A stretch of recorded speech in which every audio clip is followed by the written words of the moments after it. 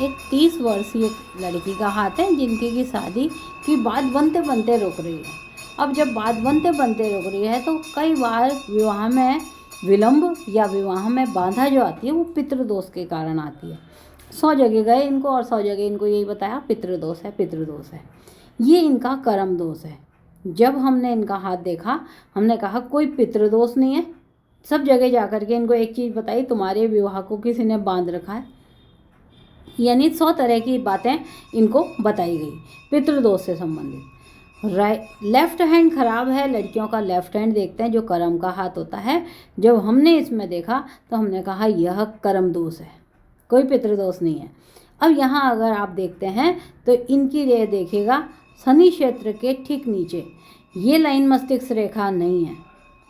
पितृदोष ये वाला पितृदोष कहलाता है, ये पितृदोष नहीं है। पितृदोष का मतलब होता है आपके पूर्वजों के कर्म, और इस जगह पर ये अंगुली लाइन होती है माता की, मस्तिष्क रेखा माता की होती है। शनि क्षेत्र के नीचे अगर मस्तिष्क रेखा टूटी हुई हो और बाहर से कोई रेखा आकर के इस तरह से इसको पूर्ण कर रही हो तो आपकी आयु जो सिर्फ 45 साल होती वो इस रेखा ने आपको पूर्ण आयु दी। लेकिन ये रेखा तो आयु देने का काम करेगी।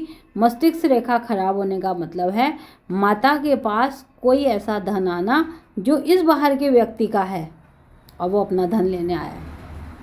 अब होगा क्या, या तो ये धन जाएगा, आपके साथ जीवन साथी जुड़ेगा, विवाह होगा और विवाह कोर्ट में जाएगा। लेकिन गुरु की पोजीशन अगर अच्छी है, विवाह रेखा अगर यहाँ पर देखें ना, गौर से देखें तो ये विवाह रेखा थी और इस तरह से विवाह रेखा यहाँ पर आई और ये वर्ग से बन गई।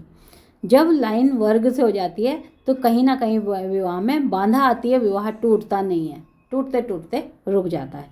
अब यहाँ पर अगर आप गौर से देखें तो ये वाली लाइन को भाग्य रेखा के साथ जो चल रही है ये लाइन एक्स लाइन है, यानी कि ये जो व्यक्ति है आने वाला जिनकी कि आपने संपत्तियाँ ली हैं, आपकी माता ने ली हैं, वह तुम्हारे विवाह में हानि कर रहा है। ये इस तरह का योग जब बनता है तो वो एक्स लाइन यानी आपके साथ ही खड़ा व्यक्ति आपकी हानि करेगा। अब इनके हानि कौन दे रहे हैं, माता के पक्ष वाले यानी ननिहाल साइड के। क्यों कि इनकी माता ने उनका धन लिया और इस लड़की ने बढ़ चढ़ करके हिस्सा लिया और जहाँ पर ये काम हुए वहाँ से ही इनको ये हानि आने लगी।